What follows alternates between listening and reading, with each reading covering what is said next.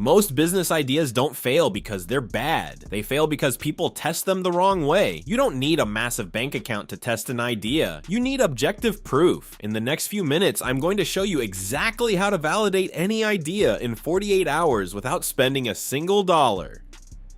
If you have ever felt the itch to start something but were afraid of losing your savings, this is for you. We see it all the time. People pouring months into a project that dies on launch day, while others launch simple, validated concepts that scale into six-figure brands. The difference is the method. Let's change how you look at entrepreneurship forever.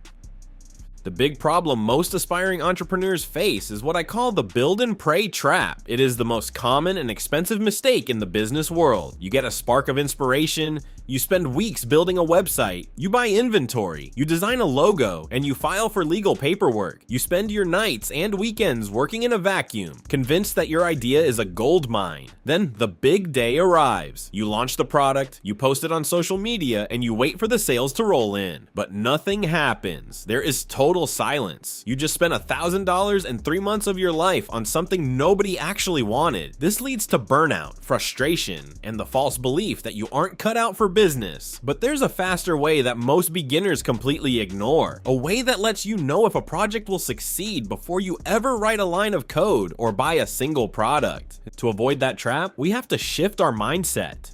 You need to understand that validation is more important than the idea itself. In fact, validation is simply proof that total strangers will actually pay or care about what you're offering. Ideas are cheap and abundant, but demand is everything. You can have the most innovative product in the world, but if there is no demand, you don't have a business. We are going to use a systematic approach to business idea validation.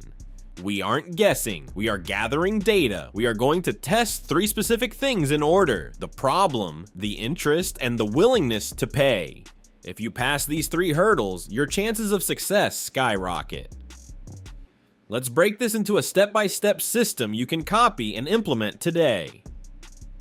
Step 1 is to test the problem. Before you think about a solution, you have to ask, does this problem actually exist for other people? Many times we solve problems that only we have, or problems that people don't care enough about to solve with money. To find out if a problem is real, you need to go where people are complaining. Start with Reddit and Facebook groups related to your niche. Look for threads where people are venting their frustrations. Go to YouTube comment sections on popular how-to videos and look for the questions that remain unanswered. Check Google search behavior using free tools to see if people are actively looking for a fix. What you are looking for is emotional language. You want to see words like frustrated, annoyed, expensive, or impossible.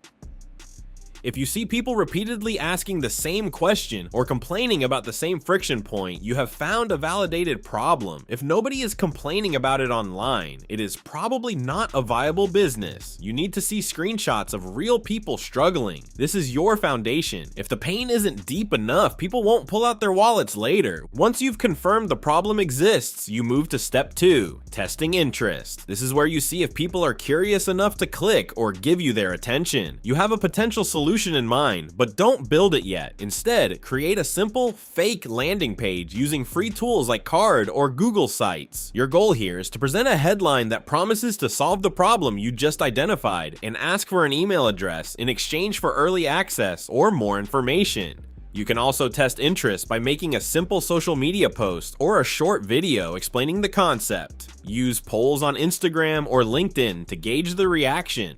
The metrics you are looking for are simple: clicks, comments, and signups. Attention is the first form of validation. If you can't get 20 people to give you their email address for a free solution, they definitely won't give you $20 for a paid one. Most people skip this step because they are afraid of being told no, and that is exactly why they fail. They would rather spend months building a lie than spend 2 days facing the truth. Now we reach step 3, which is the most important part of the entire process: testing the willingness to pay. This is the ultimate truth serum. Interest is great, but interest does not pay the bills. There is a huge psychological gap between someone saying that's a cool idea and that same person actually typing in their credit card numbers. To test this without a finished product, you can use a few different methods. One is the pre-order. You tell your audience that the product is coming and offer a deep discount for those who buy now. Another method is the fake door test. This is where you have a buy now button on your landing page. When someone clicks it, a message pops up saying, "We're currently at capacity capacity, but leave your email and we'll notify you when we open up again.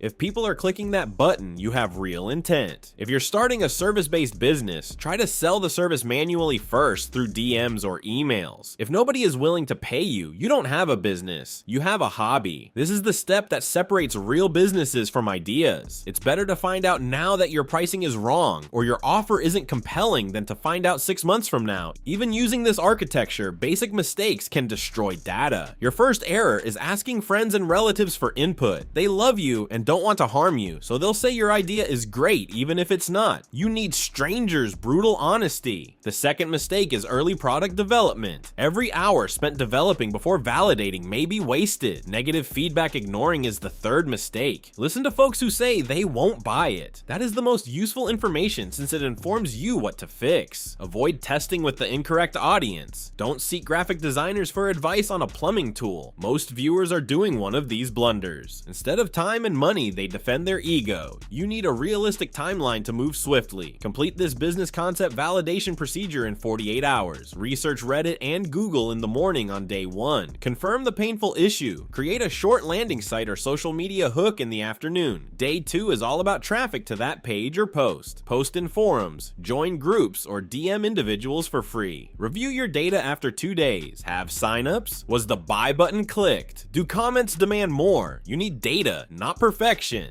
This 48-hour sprint keeps you from getting connected to a dead concept. Let's examine a simple case study to illustrate. Someone might want to start an indoor plant subscription box. Instead of buying boxes, soil, and plants, they join urban gardening Facebook groups. 100 individuals question why their succulents are dying. Validating the problem is step 1. Next, they make a basic page that states, get a monthly kit that guarantees your plants stay alive. Sign up for the waitlist.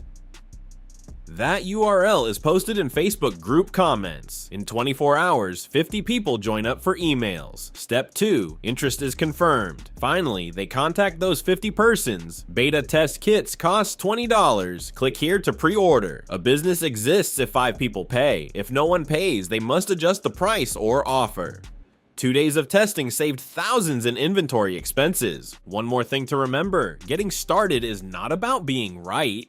The immediate discovery of your mistake is your objective. In order to verify the suffering, test the issue. Examine the level of interest to guarantee the pursuit of solutions. Verify the payment in order to ensure the continued success of the firm. This type of startup testing brings the risk down to an almost insignificant level. Put an end to daydreaming and start living your life as a data-driven entrepreneur. You are able to turn around without incurring any financial losses. Now is the time for your reaction. Which business concept are you thinking about pursuing? To share, kindly do so in the comments. Provide us with the issue that you are facing and solicit opinions from the community. Observe your 48-hour plan if you think this information to be helpful. Begin the process of public validation rather than clandestine construction. I will see you again soon.